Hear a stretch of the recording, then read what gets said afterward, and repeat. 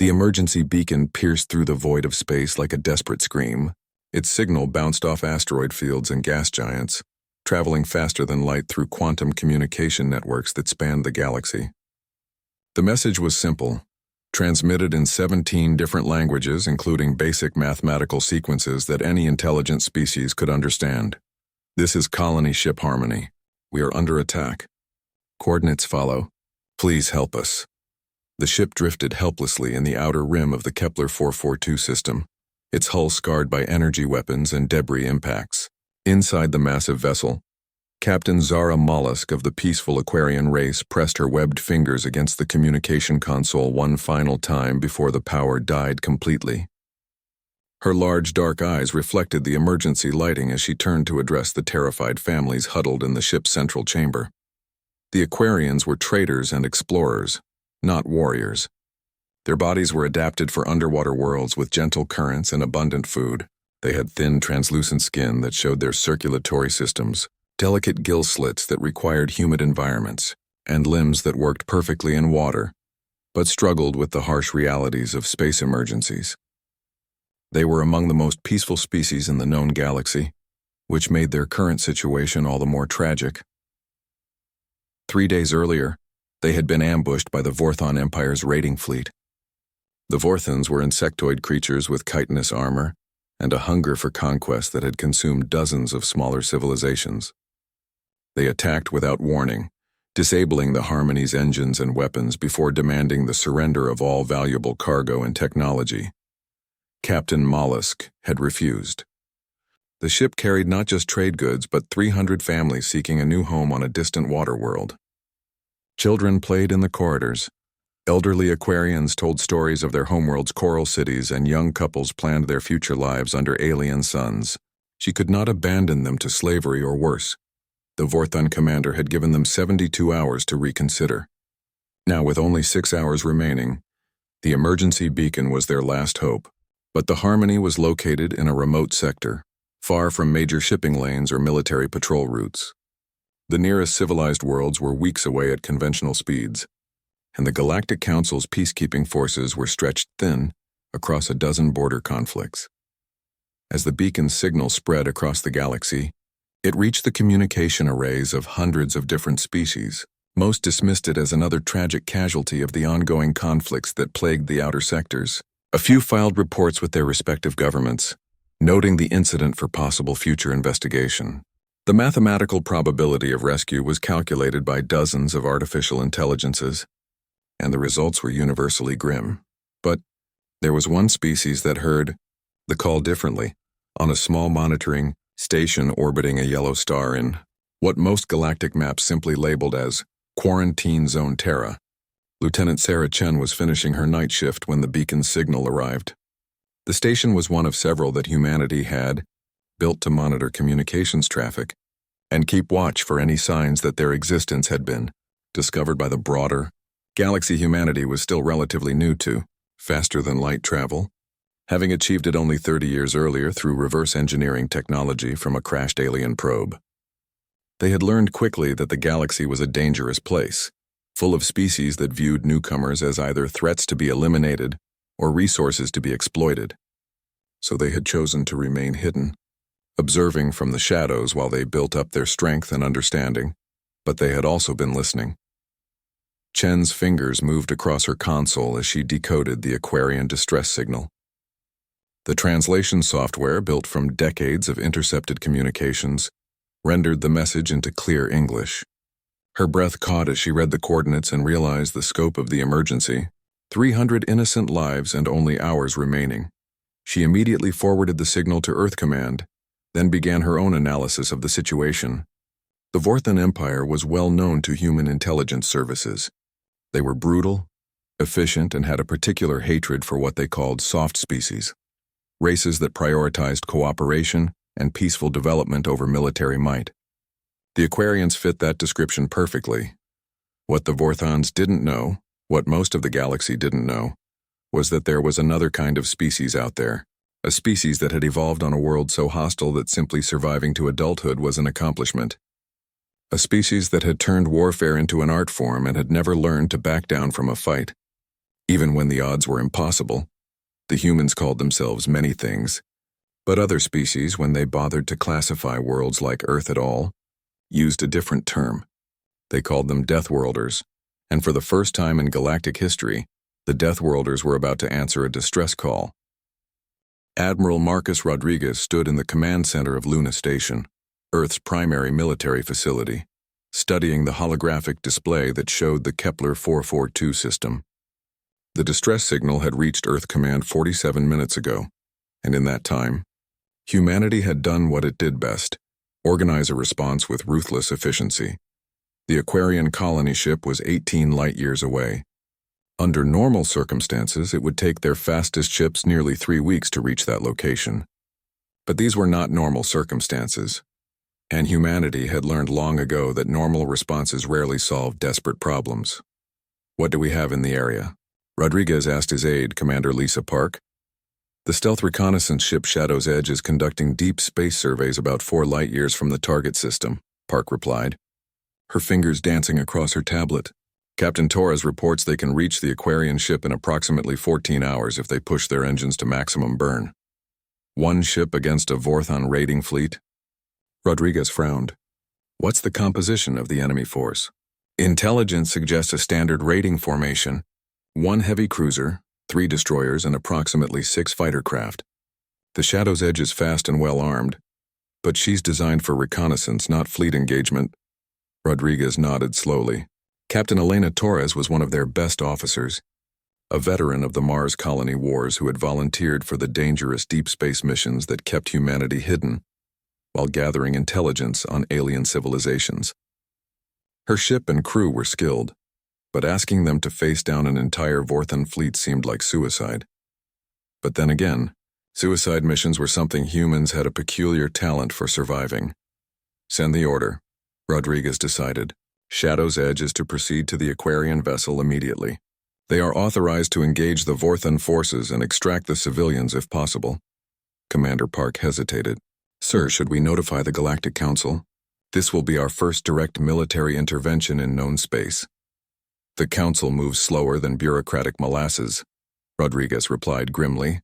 "By the time they debate and vote and form a committee to study the situation, those Aquarians will be dead or enslaved. Sometimes you have to act first and deal with the paperwork later." 18 light-years away, Captain Elena Torres received her orders while the Shadow's Edge cruised through the darkness between stars.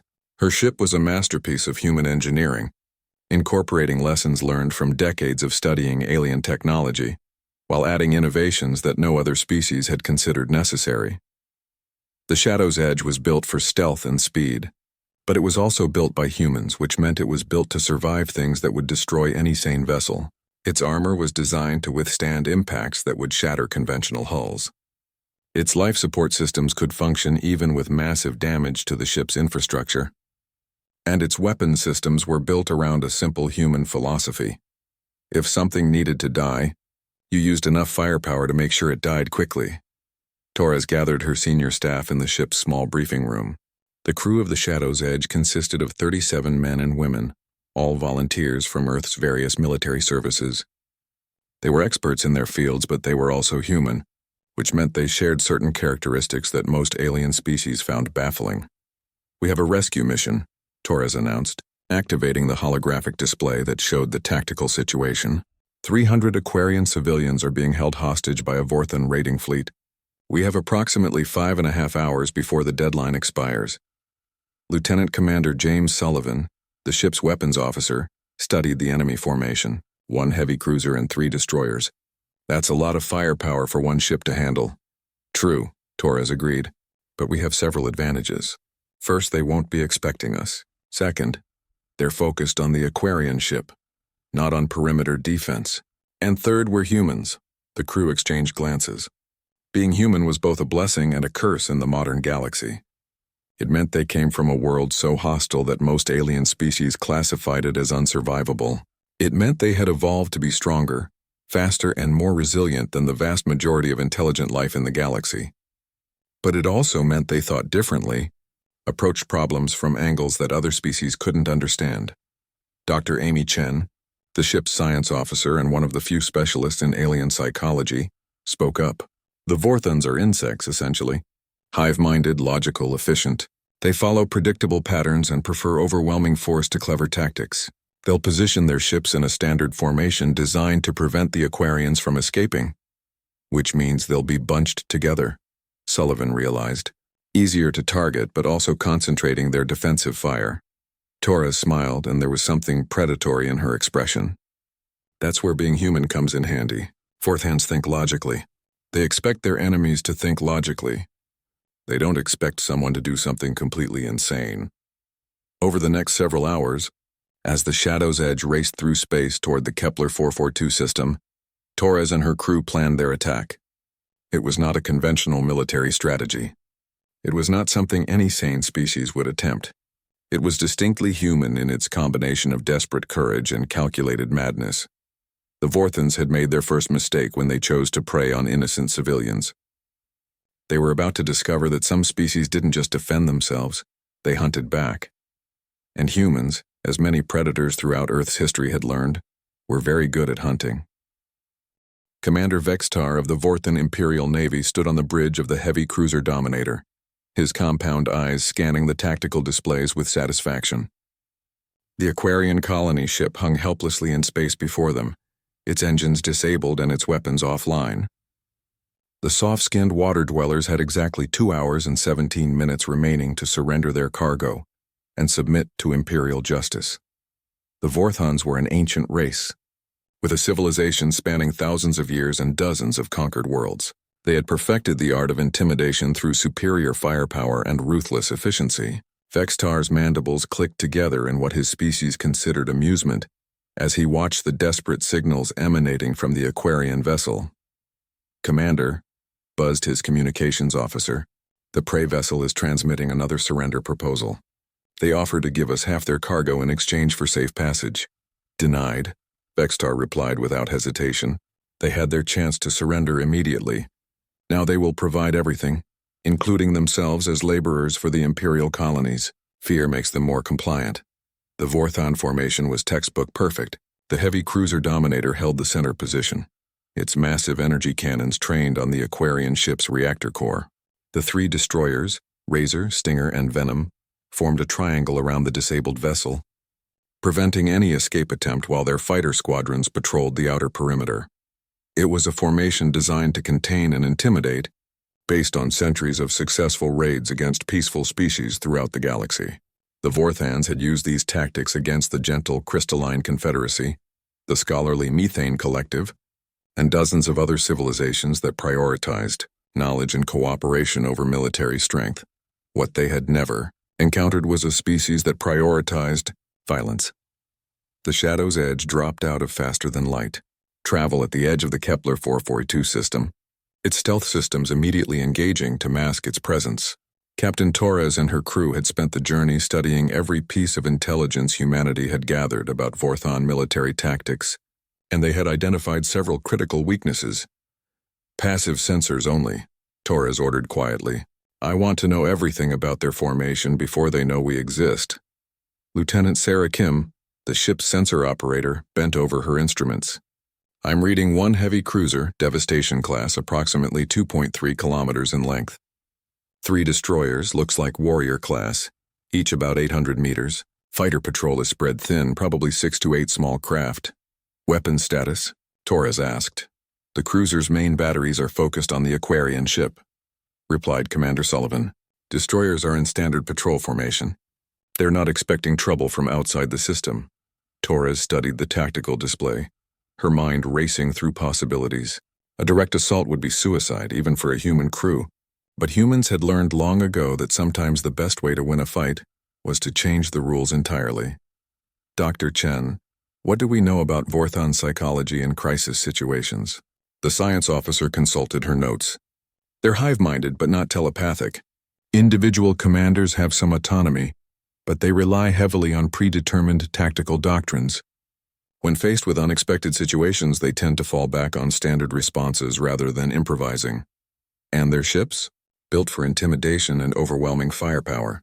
Heavily armored, powerful weapons, but not particularly maneuverable. Think of them as space-going tanks rather than fighters." Torres nodded slowly. "Then we don't try to outfight them. We outthink them. The plan that emerged over the next 30 minutes was audacious even by human standards. It required precise timing, absolute trust in their ship's capabilities, and a willingness to take risks that would make any rational species reconsider their life choices. But humans, as the rest of the galaxy was about to learn, were not particularly rational when innocent lives were at stake. Meanwhile, aboard the Harmony, Captain Mollusk gathered her senior officers in the ship's damaged command center. The Aquarians moved slowly, conserving their strength as the ship's life support systems struggled to maintain proper humidity levels. Their gills fluttered with stress as they discussed their rapidly diminishing options. "The Vorthons have refused our latest offer," reported Navigation Officer Coral Splash, her translator rendering her aquatic speech patterns into standard galactic. "They want everything. Our cargo, our technology, and our people. How long until our distress beacon reaches the nearest council world?" Mollusk asked. 17 days at minimum," replied Engineer Deepcurrent, "and another week for them to organize a response. The mathematics are unfavorable." Captain Mollusk's large eyes dimmed with resignation. She had commanded trade vessels for 40 years, visiting peaceful worlds and building relationships between species who believed in cooperation and mutual benefit. She had never imagined dying in a place like this, surrounded by the vast emptiness between stars. But she was wrong about the emptiness. At the edge of the system, the Shadow's Edge completed its final preparations. Every human aboard the ship knew they were about to attempt something that violated numerous laws of physics, common sense, and basic military doctrine. They also knew that 300 innocent beings were counting on them to succeed. "All stations report ready," Commander Park announced. Captain Torres took a deep breath, feeling the familiar mixture of fear and excitement that came before every dangerous mission. Her crew was ready. Her ship was ready. And somewhere in the darkness ahead, an enemy who had never faced humans was about to learn why Earth was classified as a death world. "Take us in," she ordered. "It's time to introduce the Vorthons to human hospitality." The attack began with what appeared to be a catastrophic systems failure. The Vorthon destroyer Razor was conducting a routine patrol sweep when its sensors detected a massive energy signature building in the nearby asteroid field. Before the insectoid crew could react, what looked like a small asteroid suddenly exploded in a brilliant flash of nuclear fire, sending debris and radiation cascading across local space. "Reactor breach in Sector 7. The Razor's sensor operator buzzed frantically. "Unknown vessel caught in asteroid collision. Complete destruction." Commander Vexistar's attention snapped to the tactical display. The explosion was exactly the sort of random accident that occasionally occurred in unstable asteroid fields. Space was vast and dangerous, and sometimes civilian ships made fatal navigational errors. It was unfortunate, but it happened often enough that Vorthon protocols included standard procedures for investigating such incidents. What the Vorthons didn't realize was that humans had spent decades studying those protocols. The destroyed vessel was actually a decoy drone loaded with nuclear charges, designed to mimic the sensor signature of the Shadow's Edge. While the Vorthons focused their attention on the explosion, the real human ship slipped through their outer perimeter like a ghost, its stealth systems rendering it effectively invisible to their sensors. Captain Torres watched the tactical display as her ship glided silently through the Vorthon formation. Her crew worked with practiced efficiency, every movement calculated and precise. They had drilled these maneuvers countless times, but never under actual combat conditions with innocent lives hanging in the balance. "Distance to the Aquarian ship?" Torres whispered. 8,000 kilometers in closing," Lieutenant Kim replied.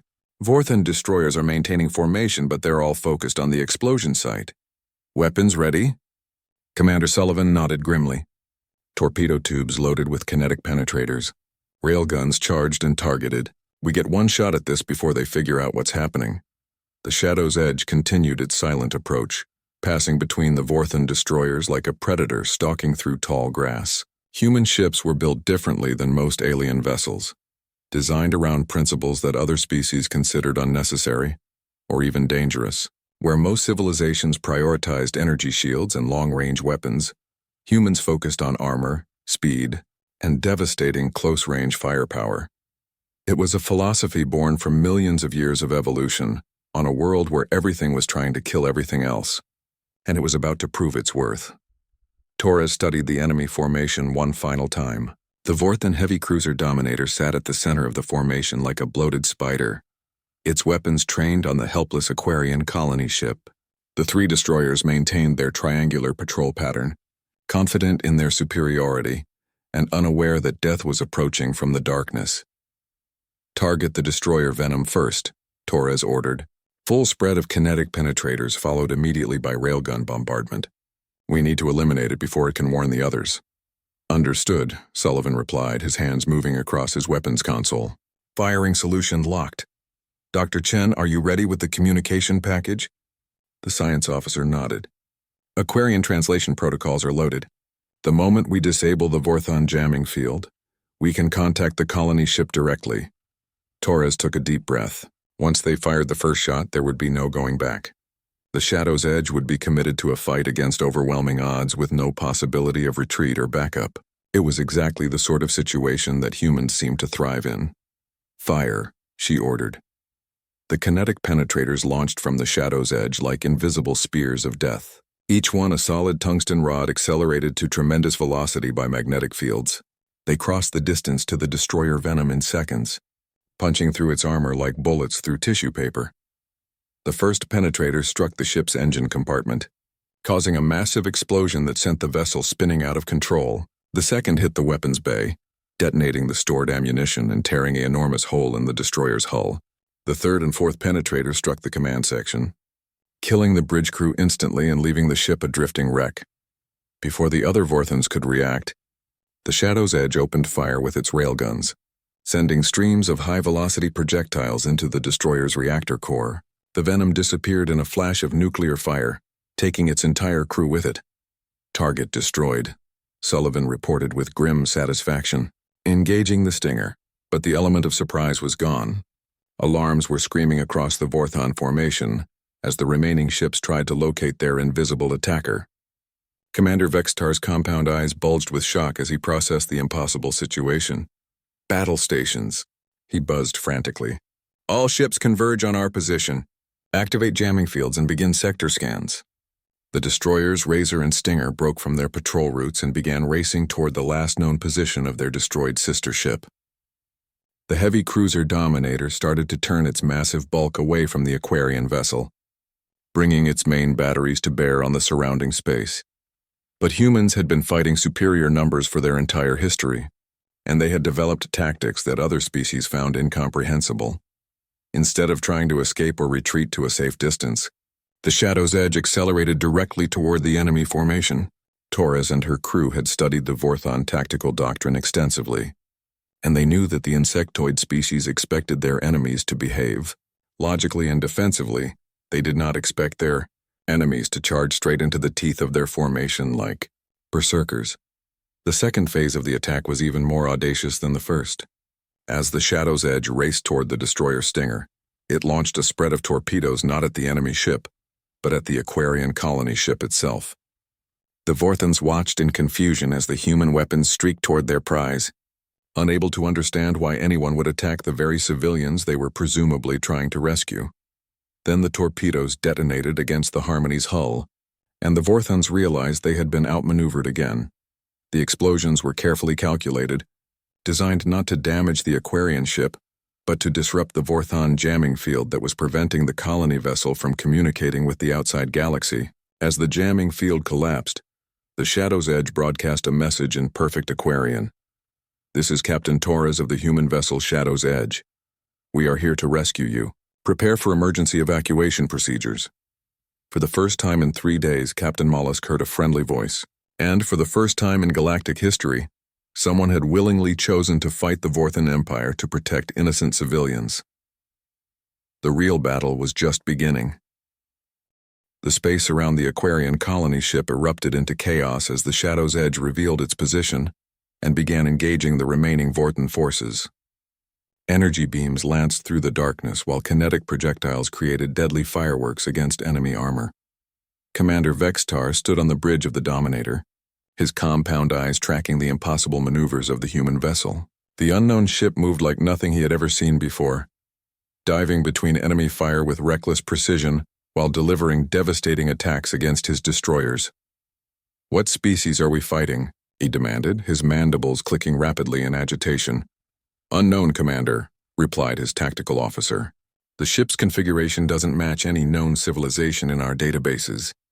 Energy signatures are completely unfamiliar. The destroyer Stinger tried to bring its weapons to bear on the Shadow's edge, but the human ship was already moving, rolling and diving through space like a fighter craft despite its considerable size. Captain Torres pushed her vessel to its limits, using every trick of acceleration and momentum that human engineers had learned during centuries of warfare in Earth's gravity. Well, firing solution on the Stinger, Commander Sullivan reported. Take the shot, Torres ordered. The Shadow's edge unleashed another spread of kinetic penetrators. But this time the Vorthan destroyer was ready. Point defense lasers swept across space, destroying 2 of the incoming projectiles before they could strike home. The remaining penetrators punched through the Stinger's armor but failed to achieve a killing blow. Stinger is damaged but still operational, Lieutenant Kim reported. They're bringing their main guns around. Energy beams from the Vorthon destroyer blazed past the Shadow's edge, missing by mere meters as Torres threw her ship into an evasive spiral. The human vessel's armor absorbed several glancing hits, but the ship's advanced metallurgy and redundant systems kept it fighting, even as hull plates glowed white-hot from the impacts. Meanwhile, aboard the Harmony, Captain Mollis coordinated with her crew to establish communication with their unexpected rescuers. The Aquarian vessel had been built for peaceful exploration and colonization, not for military evacuation, but her people worked frantically to prepare for whatever the humans had planned. Unknown vessel Shadow's Edge, Mollusk transmitted, her translator converting her aquatic speech into what she hoped was comprehensible language. We have 300 civilians aboard, including 67 children. Our engines are disabled and we cannot maneuver. Understood, Harmony, came the reply in remarkably clear Aquarian. We're going to clear out these hostiles, and then arrange for your evacuation. Stay calm and keep your people away from the outer hull sections. The Vorthon heavy cruiser Dominator had finally completed its ponderous turn and was bringing its main batteries into the fight.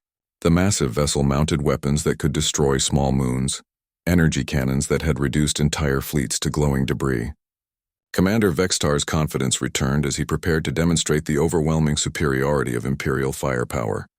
All batteries target the unknown vessel, he ordered. Full power. Reduce them to atoms. The Dominator's main guns fired in sequence, sending columns of destructive energy across space toward the Shadow's edge. Each beam contained enough power to vaporize a small asteroid, and they converged on the human ship's projected position with mathematical precision. But the Shadow's edge was no longer where the Vorthans expected it to be. Captain Torres had anticipated this moment throughout the battle. Human ships were designed to survive and fight in conditions that would destroy conventional vessels, but even human engineering had limits. She could not allow her ship to absorb a direct hit from the Dominator's main batteries.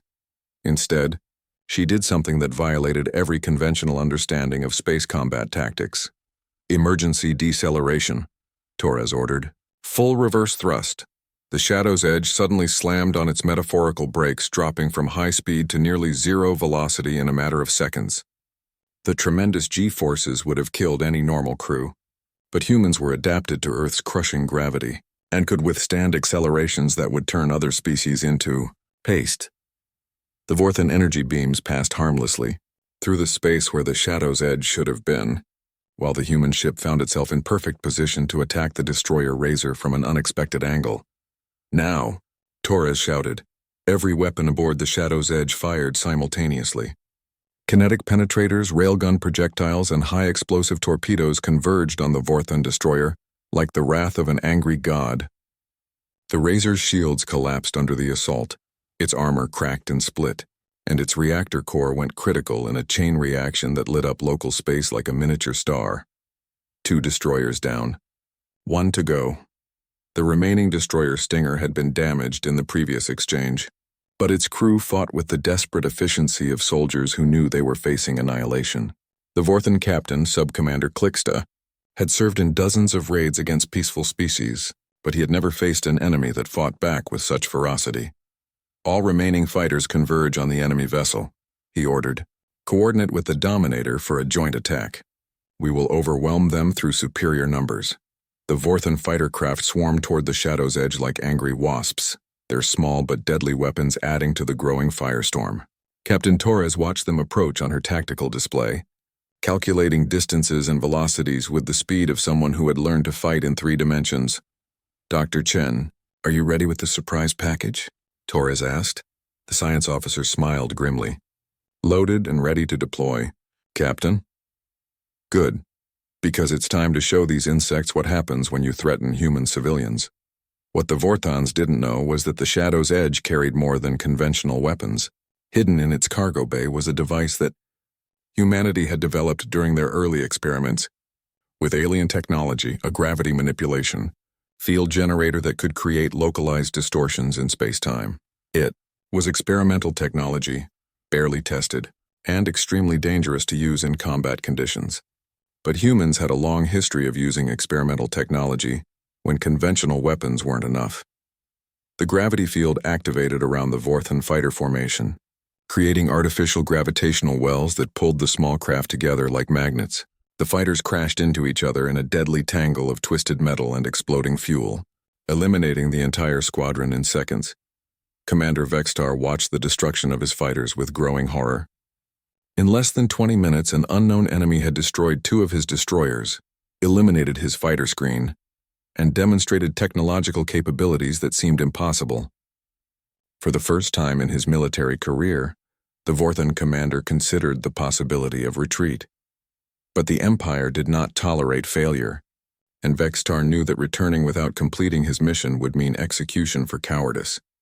Better to die fighting than face the judgment of his superiors. "All remaining units concentrate fire on the enemy vessel," he ordered. "We will destroy them or die in the attempt." Captain Torres saw the Vorthan formation closing in for what was obviously intended to be a final assault. Her ship had taken damage, her weapons were running low on ammunition, and she was still outnumbered by enemies with superior firepower. In other words, the situation was perfectly normal for a human military operation. "All hands, prepare for final attack run," she announced over the ship's communication system. "We're going to finish this fight the human way." The Shadow's edge accelerated directly toward the Vorthan heavy cruiser, building speed for what appeared to be a suicidal ramming attack. But Torres had one more surprise in store for the aliens who thought they understood how warfare worked. They were about to learn that humans didn't just fight to win. They fought to make sure their enemies never threatened innocent people again. The final moments of the battle unfolded with the terrifying precision that only humans seemed capable of achieving when everything was at stake. The Shadow's edge raced toward the Vorthan heavy cruiser, Dominator at maximum acceleration, appearing to commit to a ramming attack that would destroy both vessels. Commander Vextar watched the approach with a mixture of horror and admiration. Even his warrior species rarely displayed such absolute commitment to victory. "Brace for impact," he buzzed to his crew. "All batteries, continuous fire!" The Dominator's weapons blazed away at the incoming human vessel, scoring multiple hits that sent cascades of sparks and debris spinning away from the Shadow's edge's hull. But human ships were built to survive punishment that would cripple other vessels, and Captain Torres pushed her battered craft forward despite the damage accumulating across every system. At the last possible moment, when collision seemed inevitable, the Shadow's edge suddenly rolled hard to port and dove beneath the Vorthan cruiser's massive bulk. The maneuver brought the human ship directly underneath the Dominator's ventral hull, in the one blind spot where the cruiser's weapons couldn't target it. "Now, Sullivan," Torres shouted. Commander Sullivan had been waiting for this moment throughout the entire battle. The Shadow's edge carried experimental weapons that humanity had developed specifically for fighting larger, more heavily armed vessels. Weapons that other species considered too dangerous or too unpredictable to deploy in actual combat. But humans had a different relationship with dangerous and unpredictable. The penetrator torpedo launched from the Shadow's edge's ventral tubes was unlike anything in known galactic arsenals. Instead of explosive warheads or energy discharges, it carried a payload of Earth's most tenacious invasive species, a carefully engineered strain of metallic bacteria that consumed refined alloys at an exponential rate. The torpedo punched through the Dominator's lower armor and released its cargo into the ship's internal superstructure. Within seconds, the bacteria began spreading through the Vorthon vessel's hull, eating away at support beams and critical systems with voracious efficiency. Warning alarms screamed throughout the cruiser as entire sections began to fail simultaneously. Hull breach in sections 4 through 17. The Dominator's damage control officer reported in panic, structural integrity failing across multiple decks. Commander Vextar stared at his displays in disbelief. Some kind of corrosive agent was literally devouring his ship from within, spreading faster than his crew could contain it. In his centuries of military service, he had never encountered a weapon that turned a vessel's own structure against itself. But the Shadow's Edge wasn't finished. As the Dominator struggled with its internal crisis, the human ship positioned itself alongside the remaining Vorthon destroyer Stinger. The smaller vessel had been damaged in the earlier exchanges but was still operational, its crew fighting desperately to assist their flagship. Captain Torres opened a communication channel to the Stinger, broadcasting on frequencies that the entire Vorthon fleet would receive. When she spoke, her voice carried the quiet authority of someone who had already won the battle and was simply explaining the terms of surrender. "Attention, Vorthon vessels," she said, her words translated into their buzzing language by the Shadow's Edge's sophisticated communication systems. "Your heavy cruiser is experiencing catastrophic structural failure and will be destroyed within the next 10 minutes. Your remaining destroyer is outnumbered and outgunned. You have one opportunity to withdraw from this system and never return." On the bridge of the Stinger, Subcommander Clixta's compound eyes darted between his tactical displays and the image of the human vessel. The unknown ship had single-handedly destroyed 2 destroyers, eliminated his fighter screen, and was somehow killing the mighty Dominator from the inside. Logic dictated that continued resistance was futile, but Vorthon pride and imperial conditioning ran deep. "We do not surrender to inferior species." Clixta replied defiantly, "The Empire will avenge this defeat." Torres sighed, recognizing the response. She had hoped the Vorthons would be practical enough to recognize an impossible situation, but some species simply couldn't adapt when their fundamental assumptions about the universe proved wrong. "I was afraid you'd say that," she replied.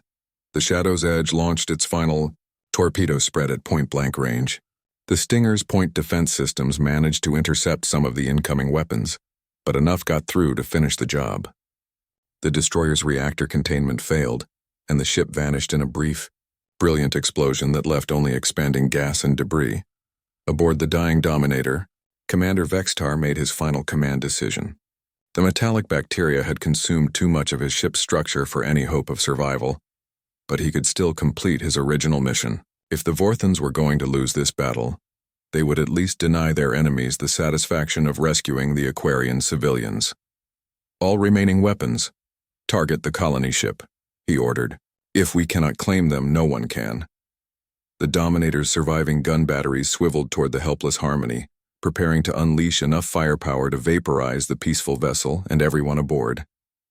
It was an act of spite and cruelty that perfectly embodied everything wrong with the Vorthon Empire's approach to galactic civilization. But Captain Torres had anticipated this possibility. The Shadow's Edge interposed, itself between the dying Vorthon cruiser and the Aquarian colony ship, using its own hull as a shield. The Dominator's final salvo crashed against the human vessel's armor, sending shockwaves through every deck and system. Structural members groaned under the impact, hull plates cracked and buckled, and several secondary explosions echoed through the ship's interior. When the energy barrage finally ended, the Shadow's Edge was still there, still operational, still protecting the civilians behind it. Human engineering had triumphed over Vorthon. Firepower through the simple expedient of building things tough enough to absorb punishment that would destroy anything else. The Dominator finally succumbed to the bacterial infection, its superstructure collapsing as critical support beams dissolved into metallic soup. The great warship that had terrorized dozens of peaceful worlds broke apart in slow motion, its pieces tumbling away into the darkness between stars. Silence fell over the Kepler 442 system. Captain Torres surveyed her battle-damaged ship and exhausted crew, then opened a communication channel to the Aquarian colony vessel. When she spoke, her voice carried the weary satisfaction of someone who had done something difficult but necessary. "Harmony, this is Shadow's Edge. The hostile fleet has been neutralized. We're preparing to assist with repairs to your vessel and escort you to a safe harbor. Is anyone injured? Captain Mollusk's reply came immediately, her aquatic voice trembling with emotion. Shadow's Edge, this is Captain Mollusk of the Harmony. We have no serious injuries, but our engines remain offline. We cannot adequately express our gratitude. You saved 300 lives today. Just doing our job, Torres replied with characteristic human understatement. Though I should probably mention, you're going to be among the first non-humans to learn that Earth exists. That's going to complicate things for both our species. As the Shadow's Edge moved alongside the Harmony to begin repairs, neither crew could have imagined the consequences of this first contact. Word of the rescue would eventually reach the Galactic Council, spreading rumors about a mysterious new species that fought like demons to protect innocent civilians.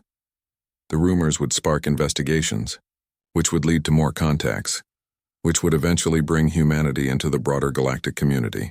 But that would come later. For now, 300 Aquarian civilians were alive. The Vorthan threat had been eliminated, and somewhere in the darkness of space, Earth's children had announced their presence to the galaxy in the most human way possible, by showing up when someone needed help and refusing to back down from a fight. The age of human expansion had begun, though no one yet understood what that would mean for the galaxy at large. Some species would welcome the newcomers as allies and protectors. Others would see them as a threat to be eliminated before they could grow stronger. But one thing was certain: the galaxy would never be the same again. The Deathworlders had answered their first distress call, and they had no intention of being the last.